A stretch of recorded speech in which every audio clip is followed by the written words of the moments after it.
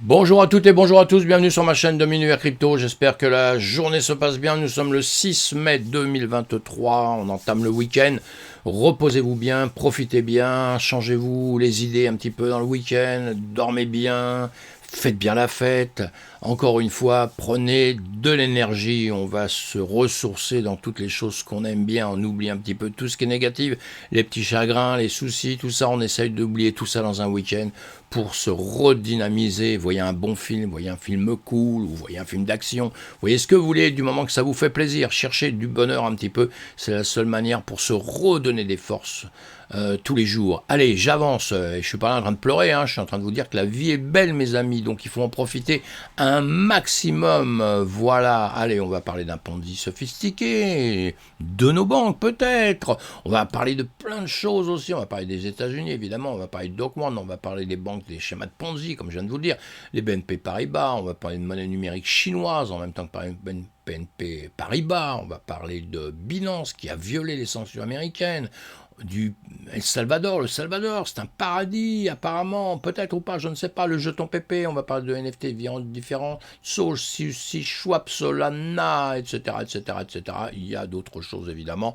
J'en oublie, on verra ça au fur et à mesure, comme ça va se présenter. Et encore une fois, pensez à vous abonner à ma chaîne, si ce n'est pas fait. Si vous ne voulez pas vous abonner, vous ne vous abonnez pas, c'est pas un gros problème. Si vous vous abonnez, mille merci, cliquez sur le pouce, ça me fait plaisir, c'est le seul moyen pour que je vois que mon travail vous convient mes amis. Allez, on va avancer sur notre écosystème. Je vais survoler un maximum d'informations en un minimum de temps pour que vous soyez un petit peu au courant de tout. Je fais ça tous les jours pour que vous soyez vraiment au courant d'un maximum de choses et je vous mets les liens dans les commentaires, comme ça vous pouvez approfondir ce que vous avez envie d'approfondir évidemment mes amis. Tous les jours il y a des news, donc on est un petit peu surchargé d'informations et on n'a pas tous les mêmes envies sur les news. Il y a des choses qu'on aime, des choses qu'on n'aime pas, mais c'est important d'en parler. Allez, BTC, ETH, le BTC à moins de 30 000, l'ETH à moins de 2000, on va y revenir tout doucement, 29 244 et l'ETH 1937. Dans les news, il y a toujours la guerre en Ukraine, évidemment c'est pas terminé, on a une tendre pensée pour les familles qui souffrent et une pensée pour tous les gens qui sont décédés malheureusement à cause de ça. Et dans notre marché traditionnel, on a évidemment les bourses, dans notre marché, dans notre monde, on a les bourses financières. Et à New York, ça s'est bien passé en fin de semaine, ça s'est très bien passé, tout était dans le vert, donc tout le monde est content, du coup l'Europe hyper contente aussi, etc., etc. Les marchés terminent en hausse, rassurés par l'emploi américain, tout va bien, je vous dis, les grands patrons sont les Américains pour l'instant, c'est eux qui décident de tout, du bien, du mal sur la planète, etc. Bon, là je suis en train de déconner. Allez, Reuters, la bourse de New York a fini en hausse vendredi, les résultats d'Apple ont été salués alors que le rapport publié par le département du travail a souligné la résilience du marché de l'emploi.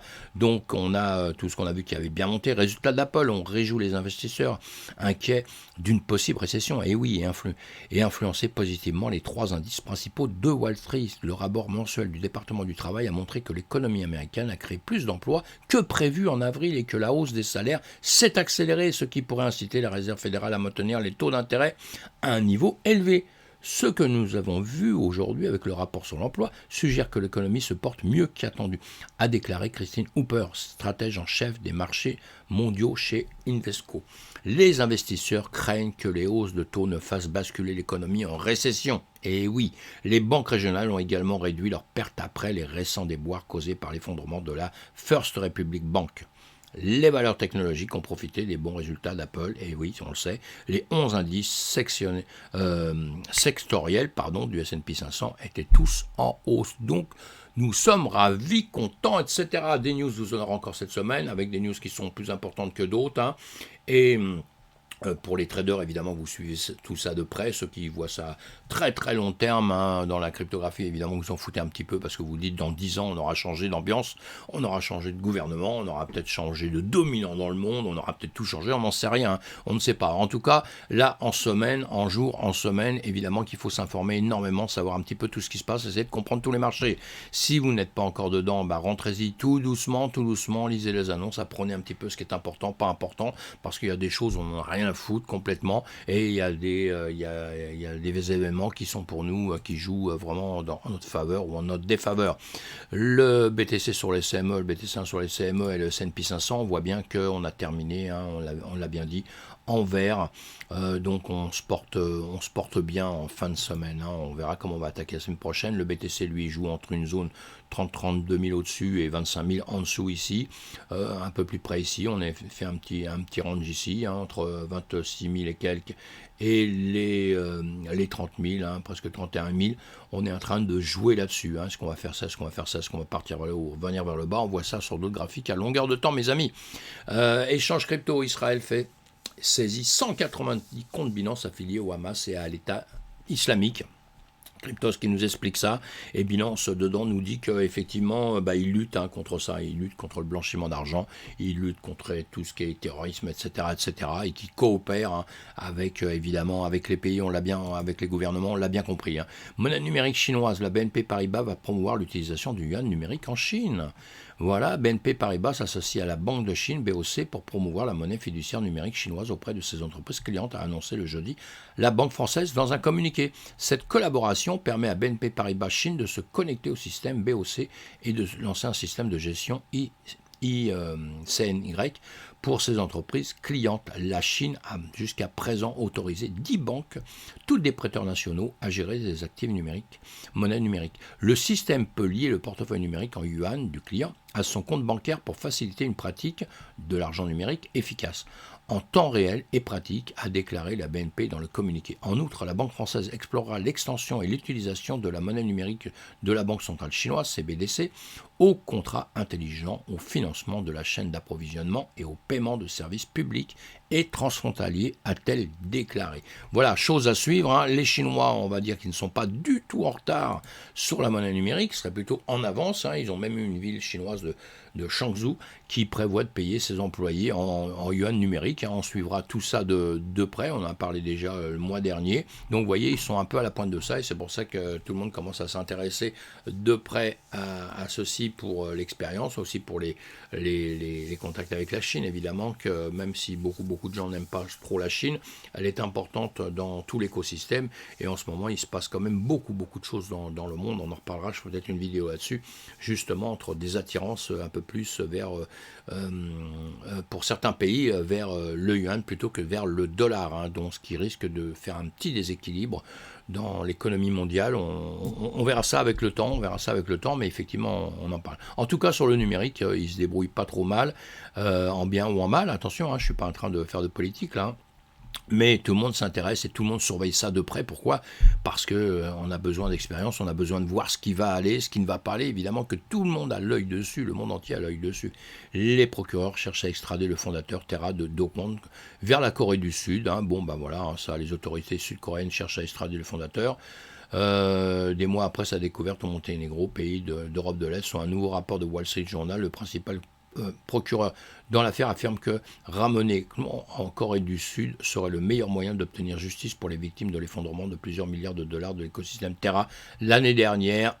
Voilà, pour ceux qui ne connaissent pas, Celsius Network, FTX, BlockFi, Silvergate Bank et Signature Bank sont au cœur de ces notoires des fraudes financières. 5 sociétés de cryptographie parmi les plus grandes fraudes financières en Amérique. Vous voyez, on a toute une liste, hein, depuis 2022, ça a été chaud, hein, depuis 2022, il s'est passé quand même beaucoup de choses. Ceux qui ne sont pas au courant, allez lire cet article-là, comme ça va vous résumer, un tout petit peu cette affaire-là, hein. Si vous venez de débarquer dans notre écosystème, il faut être un petit peu au courant d'une partie de la misère qu'on a eue en 2022, qui est due aussi à le déclenchement aussi à un bear market, un marché qui s'effondre, à cause du marché traditionnel qui s'effondre, le marché de la crypto s'est effondré, et évidemment ça met beaucoup de gens en fragilité, hein, et en plus de ça, dedans il y a des escrocs, alors évidemment que ça, ils tombent encore plus vite que les autres, hein, ça c'est clair, et heureusement d'ailleurs, hein. Vous allez lire tout ça, hein. Contribute, crypto, traque ouverte contre les actifs numériques frauduleuses au Texas. Alors au Texas, le Texas State Security Board, TSSB, a sévi contre 2 projets crypto, et ça faut se méfier mes amis, hein, qu'ils considèrent comme étant frauduleux. Ces dernières sont désormais l'objet d'une censure, une mesure émanante de cette agence d'État qui régule et contrôle les opérations liées aux valeurs mobilières. Ce qui se passe, c'est qu'il y a des sociétés qui se servent de noms, comme là, on en a une qui est Elon Musk iToken, dedans on a Elon Musk. Donc quand vous voyez ça, vous voyez le token, vous voyez un token comme ça, vous dites mais alors c'est le token de Elon Musk, c'est lui qui a créé ça, donc je vais rentrer dans l'entreprise, je vais faire ça parce que j'ai confiance dans ce mec-là. Et en réalité, pas du tout, on se sert simplement des noms et ça n'a rien à voir, ça n'a aucun lien avec ni quoi que ce soit. Il y a plusieurs entreprises comme ça, il y en a même pas mal dans notre système, donc il faut faire très attention. Donc allez lire cet article-là, mais vous, quand vous prenez quelque chose, allez bien l'approfondir et allez chercher le pourquoi du comment. New York pourrait obliger les entreprises de crypto à rembourser les victimes de fraude avec une nouvelle législation. Voilà, ça ce serait très bien, hein. Je trouve qu'il faut rembourser les victimes de fraude, évidemment, quand ça s'avérait vraiment une fraude, il faut vraiment essayer de rembourser les gens, évidemment, d'une manière ou d'une autre, hein. Mais voilà, allez, un sénateur américain qualifie les banques de stratégie de Ponzi sophistiquées, mes amis. Alors, aucune banque n'est à l'abri de la panique d'une panique bancaire à l'ère des communications sociales aujourd'hui, a déclaré le sénateur John Kennedy. Il a bien raison, le sénateur républicain John Kennedy de Louisiane a qualifié les banques de schémas de Ponzi sophistiqués tout en discutant de la crise bancaire américaine qui a coûté la vie à plusieurs institutions financières soutenant la cryptographie au cours des 2 derniers mois. Le politicien a également parlé de l'état de l'inflation qu'il pense que la Réserve fédérale devrait ramener au moins à 8%. Pour se calmer, on va parler de son petit interview. Dans un interview avec CNBC diffusé dans son intégralité vendredi, Kennedy a souligné que les banques existaient sur la base de la confiance et ont été rendues plus vulnérables à l'ère des technologies de la communication avancée. Et évidemment, ce sont vraiment, et ne le prenez pas mal, des schémas de Ponzi sophistiqués, a-t-il déclaré. Ils fonctionnent quand tout le monde se fait confiance. Et oui, évidemment. Compte tenu de la vitesse à laquelle la panique bancaire qui peut se propager à partir de l'iPhone d'une seule personne, Kennedy a déclaré qu'un troupeau peut paniquer et se précipiter au point où n'importe qui peut faire faillite, évidemment. La Silicon Valley Bank, SVB, a été saisie par le Federal Deposit Insurance Corporation en mars après qu'une ruée sur les dépôts l'ait rendu incapable de satisfaire toutes les réclamations des clients. Les déposants étaient rapidement renfloués en totalité à la FDIC qui les a renfloués. On a vu ça au fur et à mesure, hein. La ruée bancaire initiale a commencé lorsque SVB a révélé qu'elle avait réalisé une perte de 1,8 milliard de dollars à la suite d'une vente de portefeuille d'obligations de 21 milliards de dollars pour restructurer son bilan. La panique s'est propagée au cours de 2 jours. Le cofondateur d'ailleurs de PayPal, Peter Thiel, encourageant les entreprises à se retirer de SVB. La panique environnante a également provoqué une augmentation des demandes de retrait dans d'autres banques, y compris Signature Bank qui a été placée sous séquestre peu de temps après SVB. Plus tôt cette semaine, la First Republic Bank a également été poussée à l'extinction, la plupart de ses actifs étant vendus à JP Morgan par la FDIC.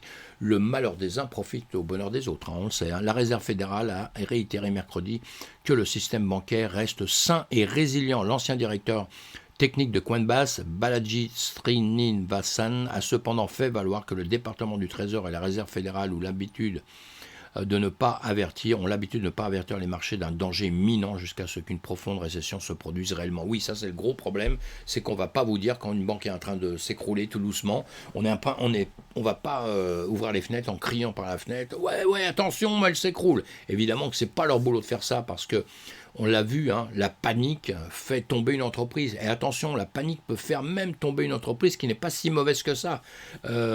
Et donc ça, c'est grave, parce que l'argent que vous mettez dans ces banques, évidemment que la banque ne garde pas au coffre, dans son bureau, auprès de chez vous, quand vous voulez venir prendre l'argent, vous prenez parce qu'ils ont tout dans le coffre, ils ont tout gardé sans rien en faire. Mais non, l'argent, ils le placent, ils font plein de choses avec, et quand l'argent est placé, on ne peut pas le retirer tout de suite, et souvent, quand on veut le retirer tout de suite, eh bien, on va couper dedans, on va perdre des intérêts, on va perdre carrément du capital, tout ça, pour récupérer très vite. Donc, vous avez compris que si vous voulez récupérer tout votre argent dans une banque, que ce soit n'importe quelle banque au monde, c'est impossible. Et alors, si vous avez un quart des clients qui veulent récupérer l'argent, il n'y a pas de problème, mais si vous vous retrouvez avec, 80% déjà minimum des gens qui veulent retirer tout leur argent tout de suite, ah là là, la banque elle se met la tête contre les murs, hein, ça je vous le dis. Hein. Donc on parle de confiance, hein, on parle de confiance évidemment à la base de tout ça, mais on le sait, on est bien d'accord avec tout ça. Hein.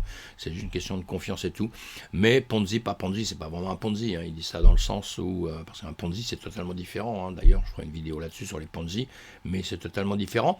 Mais il y a la confiance. Et quand il n'y a plus la confiance, tout peut s'écrouler. Tous ces systèmes peuvent s'écrouler s'il n'y a pas la confiance, évidemment. C'est la base de tout. Hein. La décision audacieuse d'Elfador, un paradis technologique sans franchise d'impôt. Alors lui, un changement de paradigme est en cours au Salvador. La notion sous la direction du président Nabil Bukele a aboli les taxes sur les innovations technologiques, l'IA, la programmation de logiciels et l'application et la fabrication de matériel, créant ainsi un paradis technologique en franchise d'impôt. Ce faisant, le pays cherche à révolutionner son secteur technologique en invitant les investisseurs étrangers et en élargissant les opportunités d'emploi pour les locaux. Voilà, bah écoutez, on suit ça de près, évidemment, on aime bien le Salvador. Et Sushi Schwab déploie ses poules de liquidités concentrées sur 13 blockchains. Donc c'est bien pour Sushi Schwab. Le jeudi 4 mai, Sushi Schwab a commencé à déployer une nouvelle poule de liquidités concentrées V3 sur 13 réseaux. Cela inclut Ethereum, Arbitrum, Polygon, PSC, Avalanche. Pour ne citer deux en pratique, les poules de liquidités concentrées V3 offriront une plus grande flexibilité aux traders. De plus, ils exposeront les fournisseurs de liquidités à des volumes de trading plus importants, augmentant le fait les reins. De surcroît, cela permet de mieux contrôler le slippage et de réduire imperméablement selon l'équipe de Sushi Schwab. Ces poules de liquidité 3 permettront également du protocole d'être plus efficient en termes de récompense. Voilà, super, bah ça c'est bien, c'est une bonne chose, hein. On suit ça évidemment. Le Dodge enquête pour savoir si Binance a violé les sanctions américaines contre la Russie. Voilà, bon, on se demande si Binance a aidé vraiment la Russie à pouvoir passer de l'argent, etc., etc., etc. Et Binance, on sait bien qu'il coopère hein, complètement, hein, et que, comme on a vu tout à l'heure, qu'il dit qu'il est là pour aider les gouvernements, les banques, il est là pour aider tout le monde, il est juste en train de faire sa place et il fait très attention, évidemment, il est comme tout le monde. Hein. Il est comme tout le monde. Et Solana reste solide malgré l'affaire FTX. C'est vrai qu'ils ont été liés, Solana, ils ont été liés à FTX, hein, donc très liés à FTX, hein, puisque FTX travailler avec Solana, on va dire, et pour simplifier les choses, et le fait que FTX soit cassé la gueule, Solana, on a pris un grand coup dans la tête, hein. Mais Solana est toujours là, Solana a beaucoup de projets, hein, attire beaucoup de projets, donc Solana est toujours là, on le suit évidemment, hein, on le suit, et on espère qu'il va durer, moi j'espère qu'il va durer, hein. Bon, il n'est pas toujours sécure à 10 000% apparemment, mais espérons qu'il dure. Allez, on verra bien ça avec la suite. Et Dogecoin, une antique baleine Doge surgit du fond des âges. Oui, il y a une baleine qui a surgi. Si Doge peut toujours compter sur le soutien indéflectible du fantasme Elon Musk, on se demande parfois s'il ne finirait pas par être oublié sous les déferlantes de Memecoin qu'il a engendré. Que ce soit de par ses nombreuses clones canins comme Shiba Inu, évidemment, ou par de plus récentes buzz comme Pepe the Frog, la crypto de Shiba souriante ne brille presque plus que grâce aux interventions du nouveau patron de Twitter. Mais Doge viennent toutefois de faire parler d'eux sans même avoir eu besoin d'un tweet d'Elon Musk. En effet, ces crypto-toutous la sortent d'une longue stase, une vie presque entière même, pourrait-on dire, pour un chien, comme la signale le bot Wallets Alert, qui surveille et signale les transactions blockchain importantes, des Dogecoin qui étaient restés sagement au couche-couche panier depuis janvier 2014 viennent de se réveiller. Voilà, une grosse baleine qui apparemment est sortie, étant donné que le réseau Doge a été lancé seulement une fois auparavant. En 2030, on peut dire qu'il s'agit là d'un très early adopter. L'adresse de Wallet possède 1,56 million de Doge endormis dans sa création. Voilà. Et là, apparemment, il l'a sorti. Voilà. Bon, bah ça c'est pour la petite news, hein. Je la disais comme ça, je n'avais pas fini de la lire en plus. Ordinal et BRC20. Les shitcoins débarquent sur Binance. Bon, ça c'est tout, sur Bitcoin, pardon, lapsus, sur Bitcoin. Ça c'est tout le temps la même, on a déjà parlé, hein, les ordinales, donc les BRC20. Le problème, alors l'apparition du standard du jeton ERC20 sur le réseau blockchain Ethereum a entraîné l'apparition de dizaines de milliers de tokens aussi divers que variés, dont la vaste majorité s'avère totalement inutile. On est entièrement d'accord. Si le protocole ordinal a permis de faciliter la création de NFT sur le réseau Bitcoin, dans un premier temps, un nouveau standard standard de jetons a également fait son apparition, le BRC20. Et ces tokens connaissent une certaine hype, comme on peut le voir plus précisément sur ce site-là. C'est très très bien. Attendez, je vous clique dessus. Voilà, vous irez voir ce site. C'est très bien si vous voulez avoir des infos. Il existera déjà dans 11 650 tokens BRC20 au moment d'écrire ces lignes. Bien plus étonnant, ces tokens construits à l'aide d'ordinal auraient déjà réussi à prendre une certaine valeur. La valorisation totale de ces jetons numériques serait déjà de 124 millions de dollars. Cette vague de création de NFT tokens sur Binance entraîne un retard de plus de 220 000 transactions non confirmées dans le main pool du réseau. Voilà, comme le laissaient paraître les logos les plus valorisants des tokens BRC20, on l'a nette impression que la majorité d'entre eux sont des projets qui misent sur leur logo, juste ou sur eux-mêmes. Et si ces jetons sont si nombreux débarquent sur Bitcoin, c'est qu'ils sont très faciles à créer, qu'ils sont arrivés à écrire quelques lignes de code. L'utilisateur de Twitter, sous le pseudonyme de Gritoshi, a ainsi créé à titre d'exemple la très sérieuse, non pas vraiment, version BRC20 du Moulai Coin, avec un total de 210 millions de moulas. Tout cela qui est à peine plus que les frais de transaction BTC d'une transaction classique. Voilà, intéressez-vous à tout ça. Le problème, c'est quoi? Êtes-vous pour et contre encore les NFT sur Bitcoin? Est-ce que ça va poser un problème à longueur de temps? Voilà, il y a des petits problèmes, mais pas des gros. Et voilà, beaucoup disent que non, que ça ne posera pas de problème. Je ne sais pas ce que vous en pensez. Dites-le moi, allez voir tout ça. Alors le PP dépasse 1,2 milliard de dollars de capitalisation, fait explosant les frais évidemment sur Ethereum et arrive sur Binance, on en a déjà parlé, hein. Donc ça avance. Il y a Exa, alors je reviens dessus une seconde, hein. Alors donc il a explosé, hein. Encore une fois je vous l'ai dit hier, attention, hein, d'acheter quand c'est trop ou après, hein, parce que vous risquez juste de perdre un peu d'argent, hein. Ceux qui étaient là à la base, tant mieux, ça a dû faire des gens millionnaires peut-être, encore faut qu'il y ait autant de la liquidité, etc. Mais on en reparlera de tout ça, on laisse faire un peu pour voir un peu ce qui va se passer là-dessus, mais encore une fois, prudence, hein. Vous avez Exa Market, hein, une plateforme française, je vous en ai déjà parlé, maintenant vous pouvez justement, ici nous sommes ravis de vous annoncer que vous pouvez désormais lister et acheter des NFT avec PP sur Exa Market. Voilà, ils font aussi ça. Exa Market, j'en fais un peu de pub, hein, parce que c'est une entreprise française, donc ça me fait plaisir. J'ai aucun intérêt chez eux, mes amis, hein. Aucun intérêt chez eux. Donc voilà, je fais la pub parce que ça me plaît de la faire. NFT, Landing Platform, le mélange de plateformes de prêt NFT suscite des inquiétudes quant à la liquidité de l'écosystème. Et oui, ça c'est un problème aussi tout le temps, la liquidité. Le marché des jetons non fongibles axé sur les professionnels, Blur fait à nouveau la une des journaux, cette fois pour entrer dans l'espace de prêt NFT. Cette décision a soulevé les questions quant à son impact plus large sur le marché. Lundi, Blur a lancé Blend, une plateforme de prêt NFT peer-to-peer qui permet aux commerçants de louer leur NFT aux collectionneurs qui cherchent à acheter des NFT de premier ordre avec un paiement initial plus petit. Les détenteurs espérant gagner de l'argent supplémentaire peuvent mettre en place leur NFT, recevoir des œuvres de prêt, puis transférer leurs jetons via un contrat intelligent d'entièrement aux locataires pendant une période de temps spécifiée, similaire à un prêteur sur gage numérique. Selon Blend vise à aider à introduire de nouveaux acheteurs dans son écosystème en apaisant les barrières fiscales à l'entrée pour les collections NFT populaires. En conséquence, il contribue à générer des liquidités dans le plus grand écosystème NFT en augmentant le nombre de commerçants et de transactions. Il est possible que Blend ait contribué à une hausse à court terme des prix planchers de certaines collections NFT de premier ordre. Selon les données du marché NFT OpenSea, depuis le 1er mai, date du lancement de Blend, le prix plancher de la populaire collection Bored Apple Yacht Club est passé de 47 Ethers, environ 93 500, à environ 50 Ethers, 99 400. Quant à son mutant, le prix plancher est passé d'environ 10,5 à 11 Ethers. Bien qu'il semble que Blend puisse aider à pousser les marchés NFT vers le haut, ce n'est peut-être pas un produit dans lequel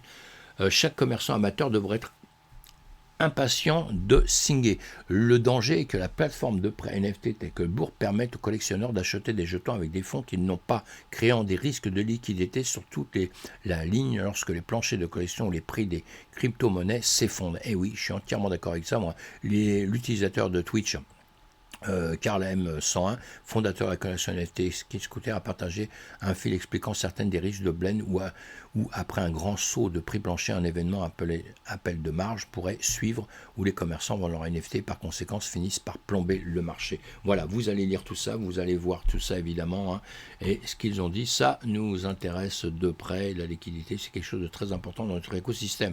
Les artistes sont confrontés à un choix avec l'intelligence artificielle, s'adapter ou devenir obsolète. Oui, ça, voilà, je vous lis juste ça, hein, vous pouvez aller chercher tout le reste, mais oui, effectivement, je suis entièrement d'accord avec ça.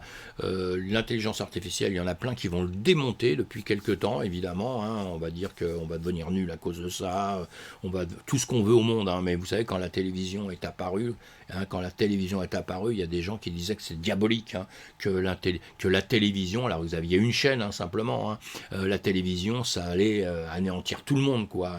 Ces discours-là, on les a déjà eus, hein, quand le téléphone est arrivé, ça a été les mêmes discussions, enfin, c'est toujours pour tout la même chose. L'intelligence artificielle, aujourd'hui, il va falloir s'adapter à elle, il va falloir prendre le bon de ce côté-là et laisser le mauvais, s'il y a du mauvais, évidemment, hein, encore une fois, et voilà, il faut se faire ses idées, il faut travailler dessus, il faut apprendre, et quand on comprend bien quelque chose, quand on comprend bien un système, et là, effectivement, on peut avancer avec.